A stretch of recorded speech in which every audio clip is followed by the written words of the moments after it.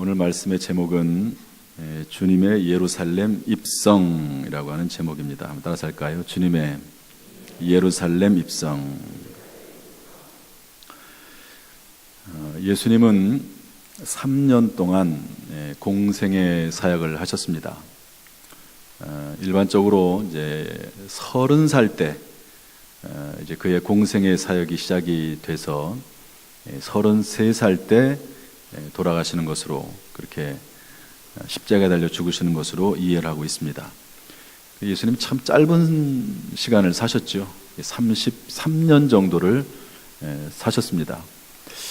그럼에도 불구하고 인류 역사상 예수님처럼 그렇게 많은 영향을 끼친 사람이 누가 있을까 하는 생각을 해보게 됩니다. 그런데 그 3년 동안의 공생의 기간 동안 이제 그것도 끝이 있을 것 아닙니까? 그런데 그 마지막 한 주간이 상당히 중요한 시간인데요.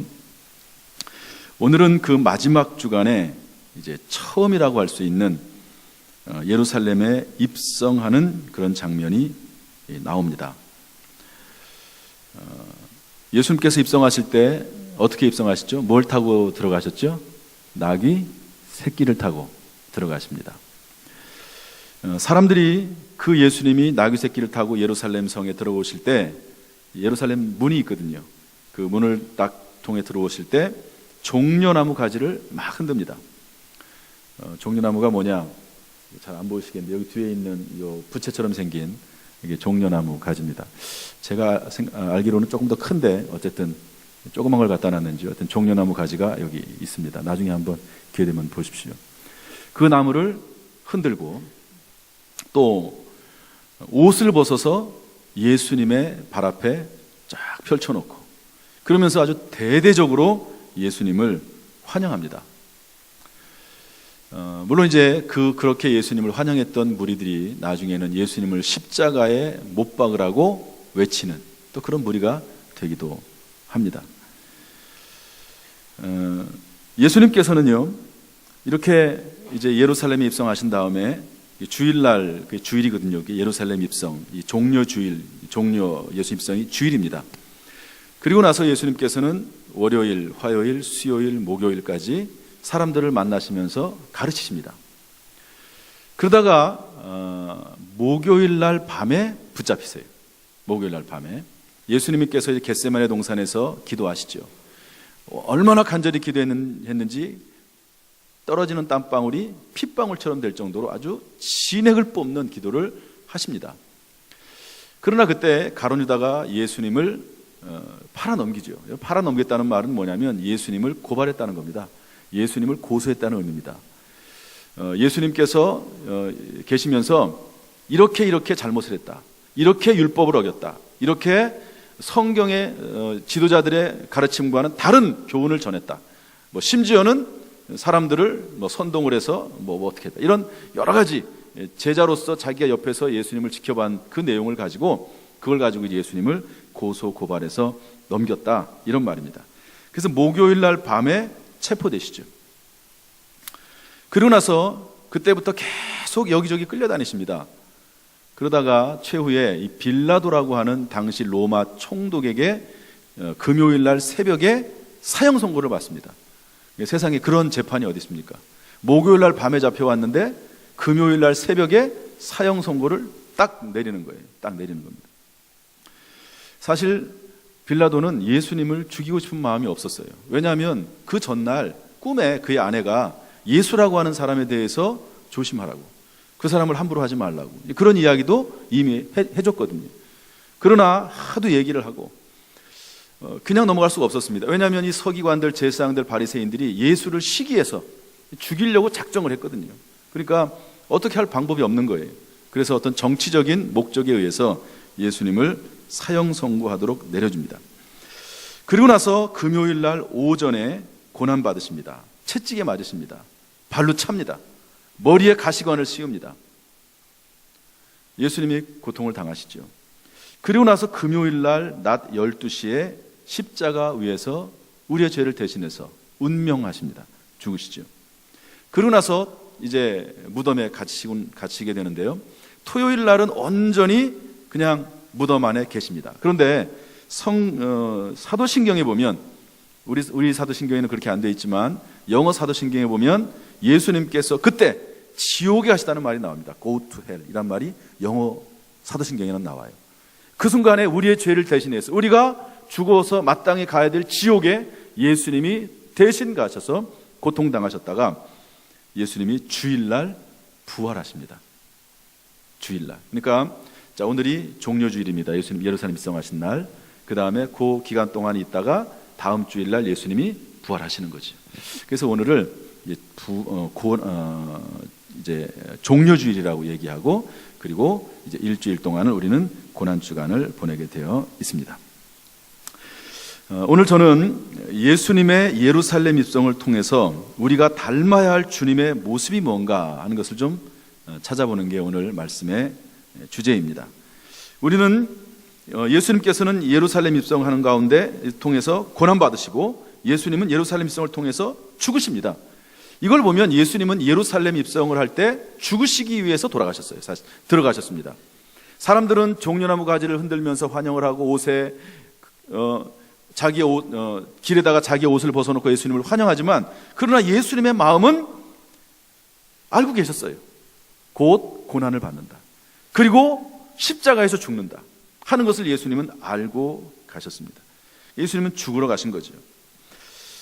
이 모습 속에 들어있는 예수님의 그 삶을 한번 살펴보고 무엇을 닮아야 될까 하는 거죠. 여러분, 우리는 예수님의 제자입니다. 예수님을 닮아야 되는 거죠. 예수님을 주님이라 부르죠. 예수님의 말씀에 순종해야 됩니다. 그러므로 예수님의 이 예루살렘 입성 속에 들어있는 그 예수님의 모습, 그것을 살펴보면서 내가 무엇을 닮아가야 될까? 비록 부족하고 약하고 완전하진 못할 수 있지만, 그러나 내가 무엇을 바라보면서 어떤 방향으로 나가야 될까 하는 것을 한번 찾는 그런 시간으로 삼으려고 합니다.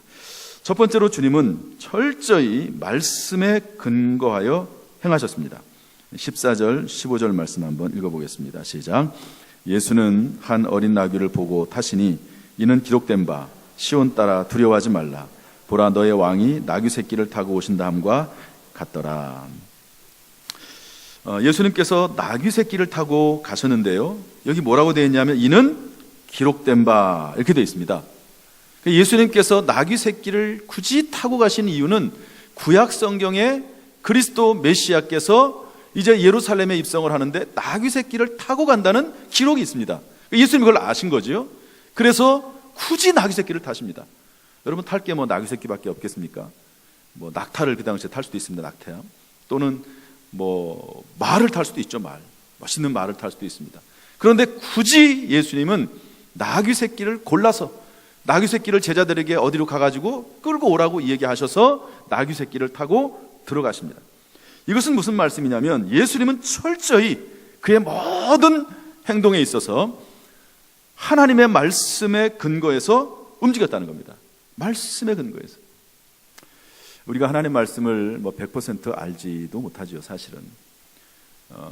그러나 우리의 마음만은 늘 하나님의 말씀대로 행해야 되겠다 하는 그런 마음이 저 여러분 가운데 있을 수 있기를 주님의 이름으로 축복합니다. 지난주에 제가 말씀드렸듯이 예수님께서 시험을 당하시죠. 사탄 마귀에게 시험을 당하시죠. 40일 동안 금식하시면서 시험을 당하시는데 그때 어떻게 했습니까? 철저히 하나님의 말씀에 근거해서 사탄 마귀의 시험을 물리칩니다. 사탄이 어떤 시험을 하죠? 떡 시험을 합니다. 또 뛰어내리는 시험, 기적의 시험을 합니다. 영광의 시험을 합니다. 자기 자신을 높이려고 하는 시험을 해요. 그때마다 성경에 보면 기록되었을 때 사람이 떡으로만 살 것이 아니요 하나님의 입에서 나오는 모든 말씀으로 살 것이니라. 기록되었을 때 주 너의 하나님을 시험하지 말라. 기록되었을 때 오직 하나님께만 경배하라.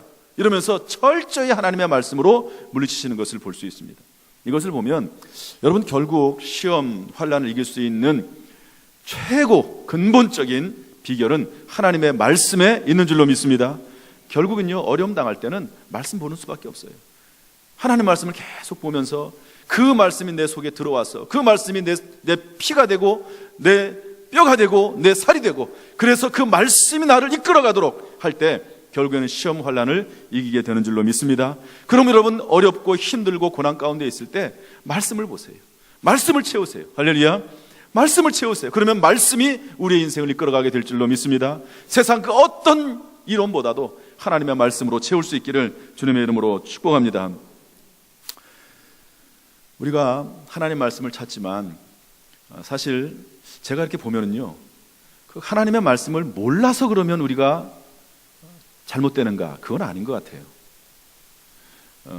이런 내용의 책이 있습니다. 우리가 알아야 될 모든 것들은 이미 유치원 때 다 배웠다. 이런 책이 있습니다. 이런 내용이 있습니다. 적어도 교회에 정말 초신자가 아닌 한 기본적으로 알아야 될 것은 알아요. 하나님의 뜻이 뭔지를 압니다. 또 그렇지 않더라도 사실은요, 사람이라고 하면 그 속에 기본적인 양심이라는 게 있습니다. 하나님이 마음에 새겨놓은 율법입니다. 양심. 이거를 통해서 하나님의 뜻이 뭔지를 알아요. 사람이 순종하지 않아서 그러는 거지 하나님의 뜻을 안다고 저는 봐요. 여러분 어떻게 생각하십니까?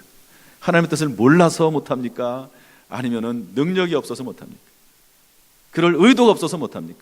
마음이 부패해서, 마음이 완악해서 순종하지 않아서 못하는 겁니까? 그러므로 우리는 예수님이 우리의 스승이고 우리의 주님이라면 우리도 말씀의 근거에서 살도록 노력해야 될 줄로 믿습니다. 기도를 한마디 하더라도 말씀의 근거에서 기도해야 되는 거예요. 저는 기도할 때 철저히 중요한 기도가 있을 때는요, 일반적으로는 기도하는 내용들이야 항상 하는 것들이니까 그렇다 치더라도 중요한 문제를 놓고 기도할 때는요, 하나님의 말씀을 꼭 찾습니다. 하나님, 성경 말씀의 이 부분에 대해서, 이 내용에 대해서 이렇게 말씀하고 있지 않습니까? 주여, 말씀대로 이루어지길 원합니다. 따라서 합시다. 말씀대로 이루어지길 원합니다. 결국에는 하나님 말씀대로 이루어지기를 기도하는 게 맞고 거기에 힘이 있습니다. 여러분 기도하는 가운데 하나님의 음성이 들려지기를 주님의 이름으로 축복합니다. 그런 기도를 야성기도라고 합니다. 내가 분명한 목적을 가지고 어떤 뜻을 세워서 기도하지만 그 뜻이 하나님의 뜻과 맞아야 돼요. 하나님의 말씀과 일치해야 돼요. 그런 기도는 힘이 있습니다. 야성기도가 되는 겁니다. 야성기도. 하나님의 말씀에 근거해서 기도하고 행동할 수 있는 모습이 이번 고난주간에 우리 가운데 있을 수 있기를 주님의 이름으로 축복합니다. 두 번째로 예수님은 겸손한 마음으로 행하셨습니다. 본문 오늘 말씀 보면은 아까 읽었던 말씀 보면 나귀 새끼를 타고 오셨다고 되어 있습니다. 여러분 왜 예수님이 나귀 새끼를 타셨을까요? 그 의미가 뭘까요 도대체? 왜 하필 구약 성경에는 나귀 새끼를 타고 예루살렘 입성할 것을 얘기하셨고 주님은 그 말씀을 굳이 찾아가지고 나귀 새끼를 꼭 타고 입성하셨을까? 의미가 있지 않겠습니까? 의미가. 우리 마태복음 21장 5절 말씀 병행구절입니다. 병행구절인데요. 한번 읽어보겠습니다. 시작.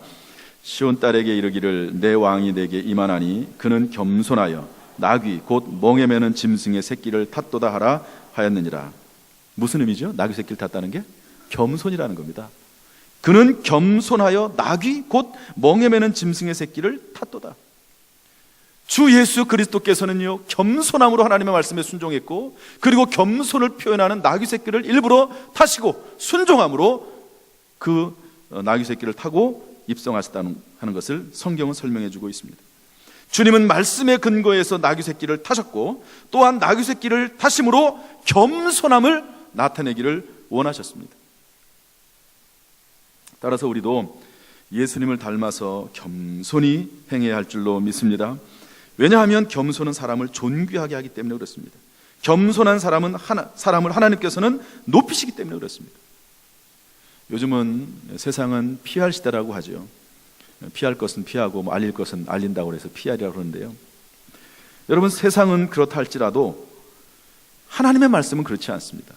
세상에서는 혹시 자기가 하는 모든 것들을 막 드러내서 별것 아닌 것 요만한 것도 침소봉도 해가지고 막 엄청나게 크게 만들어가지고 자기 자신을 나타내야 될지 모릅니다.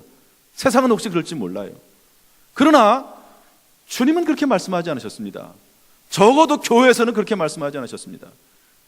낮아지라고 말씀하고 있습니다. 높아질수록 낮아지고 겸손하고 섬기라고 말씀하고 있습니다. 내가 나를 높이는 것은 부끄러운 일입니다.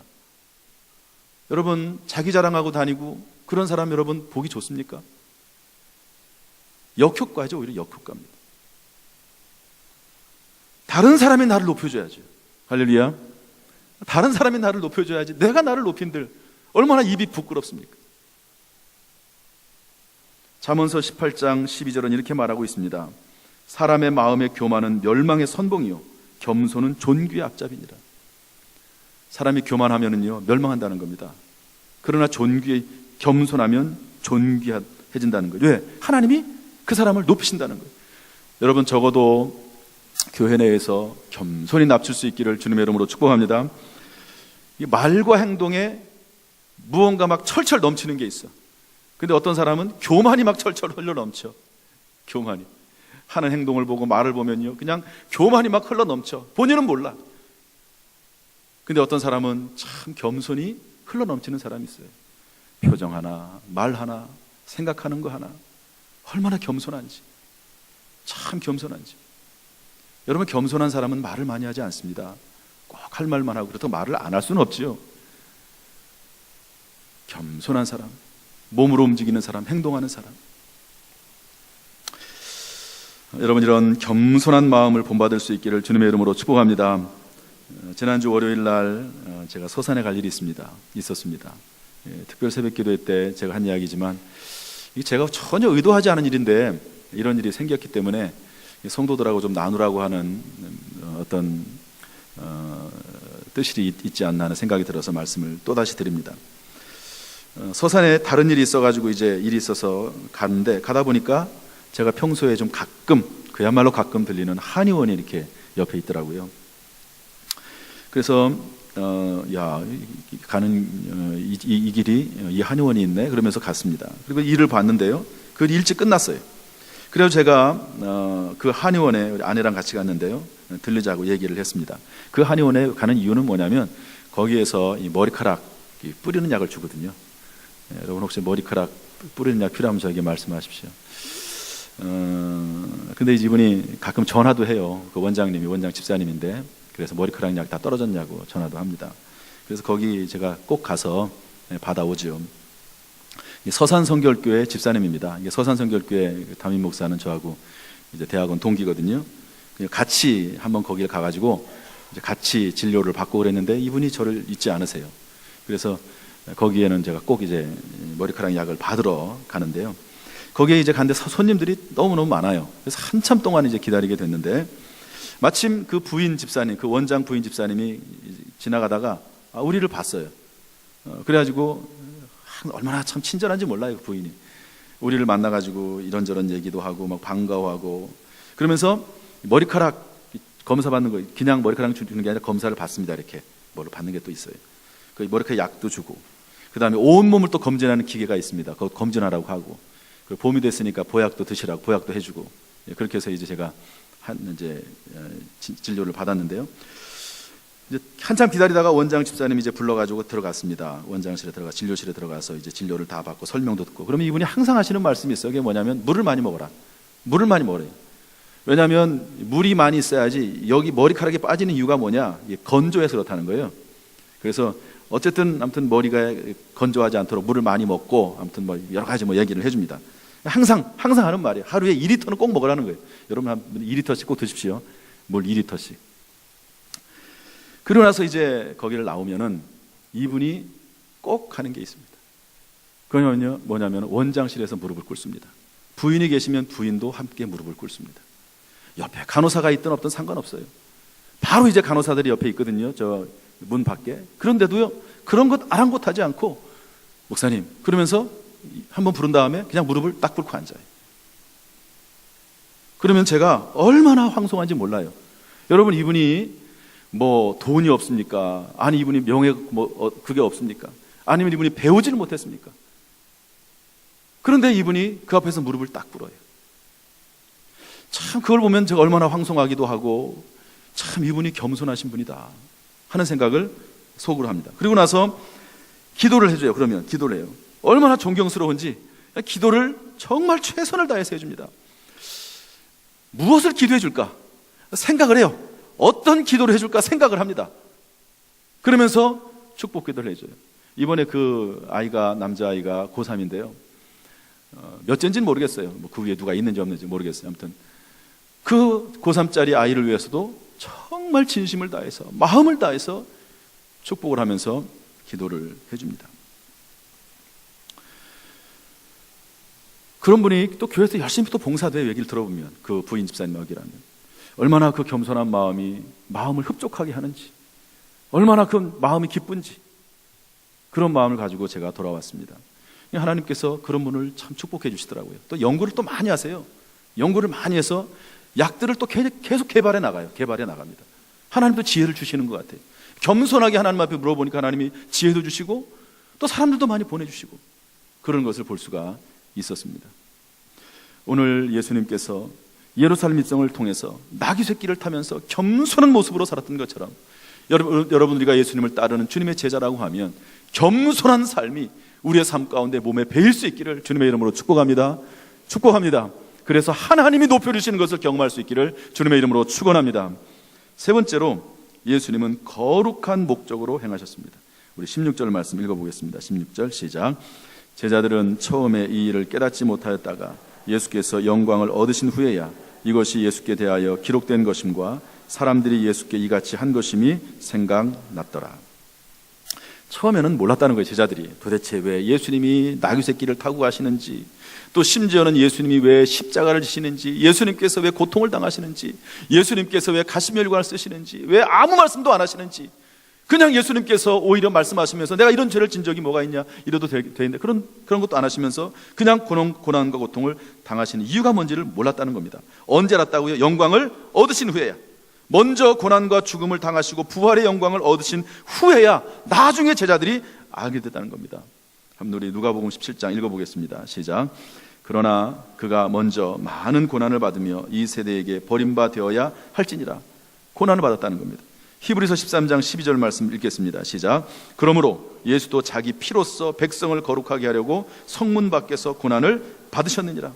왜 예수님이 고난 받으셨다고요? 목적이 있었는데 자기 피로써 백성을 거룩하게 하려고. 할렐루야. 여러분, 예수님의 목적은 예수 그리스도의 고난과 죽음을 통해서 우리를 거룩하게 하려고 하는 분명한 목적이 있는 줄로 믿습니다. 이사야서 53장 5절 말씀 또 읽어볼까요? 그가 찔림은 시작. 그가 찔림은 우리의 허물 때문이요 그가 상함은 우리의 죄악 때문이라. 그가 징계를 받음으로 우리는 평화를 누리고 그가 채찍에 맞음으로 우리는 나음을 받았도다.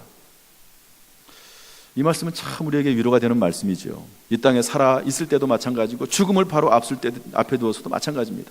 예수님이 나를 위해서 죽으시고 찢기시고 상하시고 평화를 주시고 나음을 주신다는 그런 약속의 말씀입니다. 지난 주간에 어떤 전화가 왔습니다. 병원인데요, 빨리 좀 오셨으면 좋겠다고, 위독하시다고 누가 오셔서 돌아가시기 전에 좀 기도 좀 해주셨으면 좋겠다고 전화가 왔습니다. 아침에 왔네. 아침 일찍이.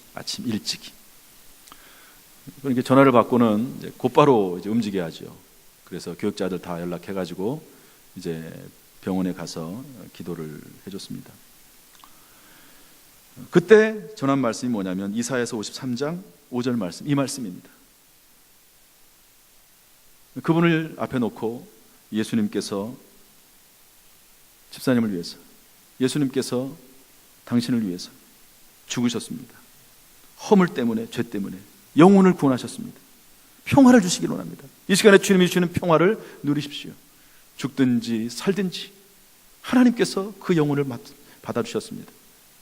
그러면서 위로의 말씀을 전해줬는데요, 이 말씀이 얼마나 힘이 되는 말씀인지 모릅니다.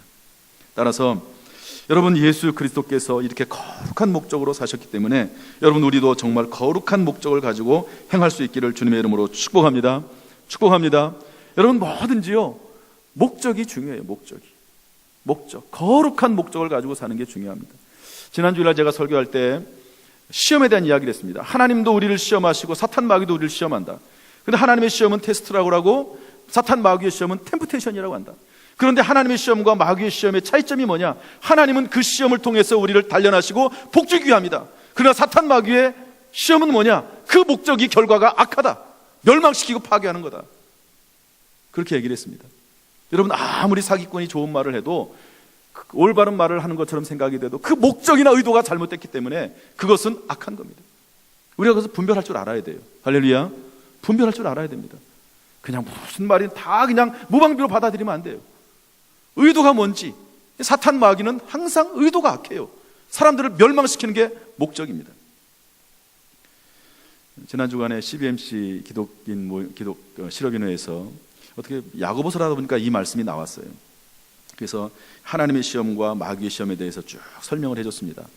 그랬더니 이분들이 모르는 건 아닌 것 같은데, 전부 장로님들, 권사님들, 안수집사님들인데 너무너무 여러분 이렇게 설교를 하거나 가르치다 보면요, 이게 느껴지는 게 있습니다. 눈이 초롱초롱하게 듣는 사람이, 대부분의 그분들이 다 초롱초롱하게 말씀을 듣는 거예요.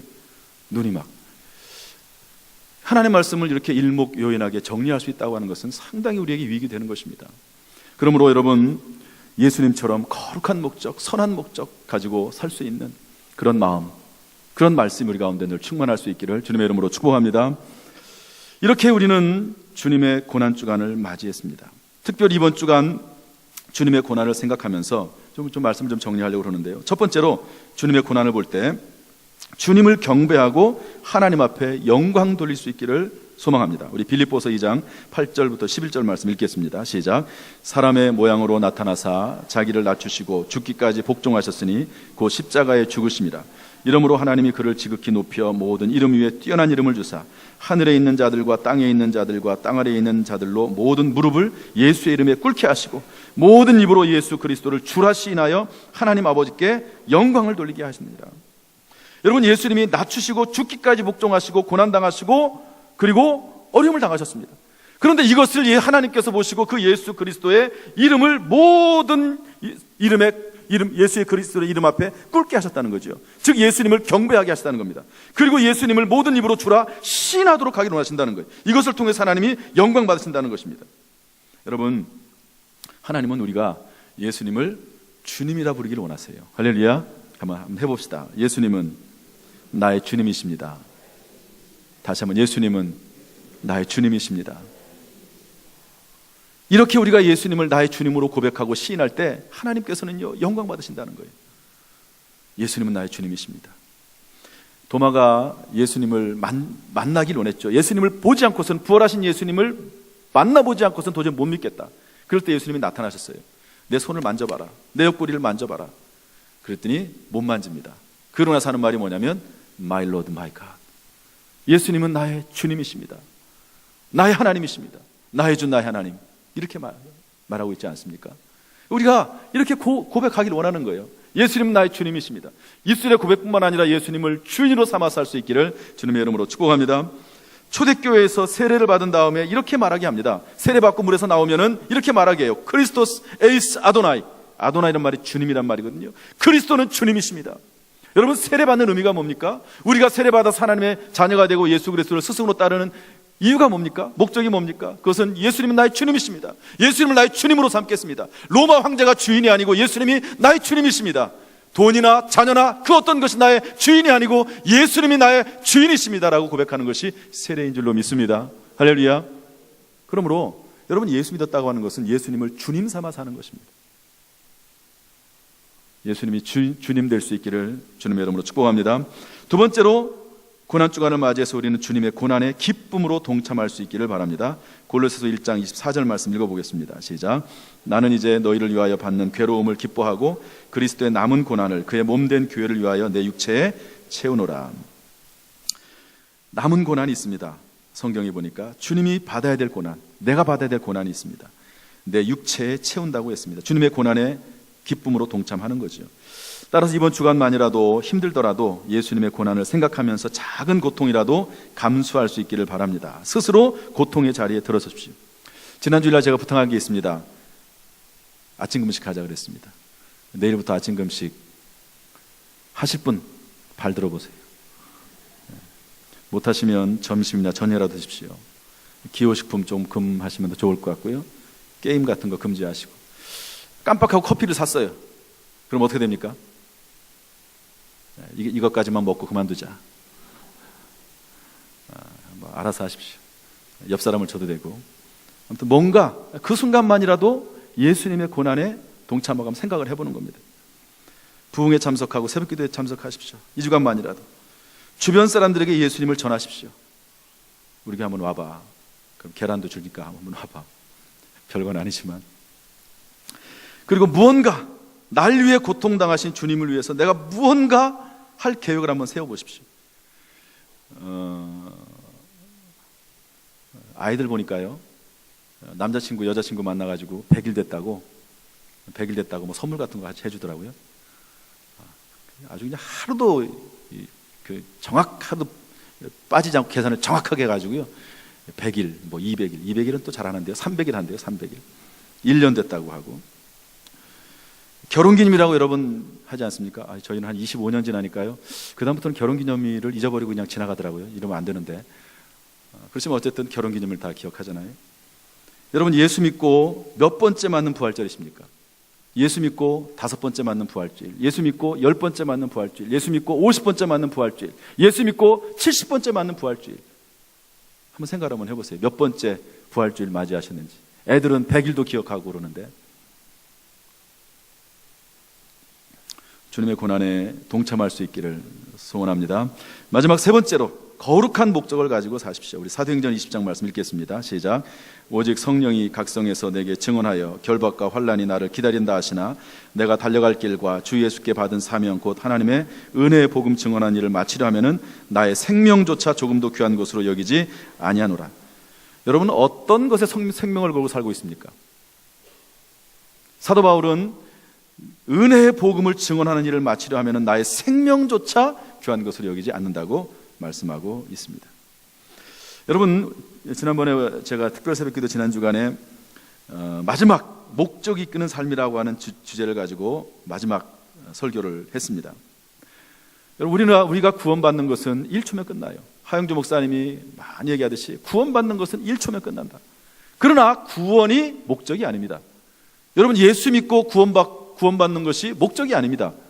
그것은 하나의 과정이죠. 만약에 그것이 목적이라고 하면 우리는 예수 믿는 순간, 구원받은 순간 이 세상에 죄 짓지 않고 빨리 하나님께 데려갔을 겁니다. 그런데 그냥 남겨두세요. 왜 그렇습니까? 목적이 남아있어요. 목적이 남아있습니다. 5가지를 제가 얘기를 했습니다. 예배, 친교, 훈련, 봉사, 전도. 여러분, 예수님께서 마지막 때 그 나라에서 우리에게 말씀하십니다. 나를 위해서, 그리고 어려운 사람들을 위해서 한 일이 무엇이냐, 어떤 봉사를 했냐, 이렇게 물으신다면 뭐라고 답변하겠습니까? 물론 우리가 먹고 살기 위해서 많이 힘을 써야 되지만 주님을 위해서 무엇을 했나 바라봐야 될 것입니다. 예배, 성도들과의 친교. 이제 조만간 이제 성도들의 친교를 위한 프로그램들을 좀 하나씩 만들어 나가려고 그래요. 구역이 가장 친교에 좋은 장이고요. 한 가지는 이제 등산팀을 좀 운영을 해야 되겠다 하는 생각을 하고 있습니다. 토요일 날 한 달에 한 번씩 정도, 모르겠습니다. 제가 주도하는 건 아니니까. 저도 등산하게 되면 설교 준비를 미리 하고 같이 갈까, 이런 마음을 가지고 있습니다. 그 외에 모든 교회에서 봉사하는 봉사도 중요하지만 서로 모여서 친교하는 시간을 가지십시오. 친교하는 시간, 주 안에서 말씀과 기도 가운데, 또 그리고 서로 먹으면서 떡을 떼면서 친교하는 시간을 만드십시오. 일만 하지 말고, 따라서 합시다. 일만 하지 말고 같이 먹고 마시자. 성가대도 마찬가지입니다. 일만 하지 말고 뭔가 같이, 지난번에 등산도 같이 가더라고요. 성가대에서 뭔가 시간을 마련해야 됩니다. 지방에서 교육자들 모임 있는데요, 목요일 날 하더라고요. 목요일 날 제일 바쁜 날인데, 그러나 친교 자체가 중요한 가치고 목적이다 하는 생각을 가지고 지난번에 제가 갔습니다. 왜냐하면 설교를 그렇게 해야 되니까. 저도 깨달은 게 있습니다. 물론 모든 사람과 다 친하게 지낼 수는 없어요. 어떻게 우리 교회 1000명이 넘는 숫자를 다 어떻게 친합니까? 그러나 모든 사람과 친할 수는 없지만, 또 모든 모임에 참여할 수는 없지만, 그러나 우리가 친교회 자리에 참여할 수 있도록 힘써야 될 줄로 믿습니다. 너무 조급하게 생각할 필요도 없어요. 제가 가끔 얘기하지만 저희 친구 목사 2사람이 서로 다퉈가지고 5년 동안 얘기를 안 하더라고요. 그런데 누가 다쳤어요. 둘 중에 하나가. 그러니까 신방 가더라고요. 그러더니 금방 다시 또 화해가 됐어요. 5년이라고 하는 시간, 그때까지는 아무리 중재를 하려고 해도 안 되는데 어쩔 수 없습니다. 5년 지나고 나니까 하나님의 시간이 되니까 자연스럽게 그냥 화해가 되고, 지난번에 전화가 왔습니다. 당진에 놀러 오겠다고, 둘이서 함께. 그러므로 여러분, 한번 점수를 매겨보십시오. 저는 우리 교회 점수를 5개를 매기고 있습니다. 개인적으로 점수를 매기세요. 내 예배 생활, 친교 생활, 훈련, 봉사, 전도. 이 5가지가 인생의 중요한 목적입니다. 가치 있는 목적입니다. 여기에 대해서 60점 이상은 맞아야 돼요. 60점 이상은. 60점은 F학점이고 내려가면 6점 이하로 내려가면. 그래서 이런 부분에 있어서 거룩한 목적을 가지고 살아나가는 복된 인생이 되기를 주님의 이름으로 축복합니다. 축복합니다. 기도하겠습니다. 하나님 아버지 감사합니다. 오늘 말씀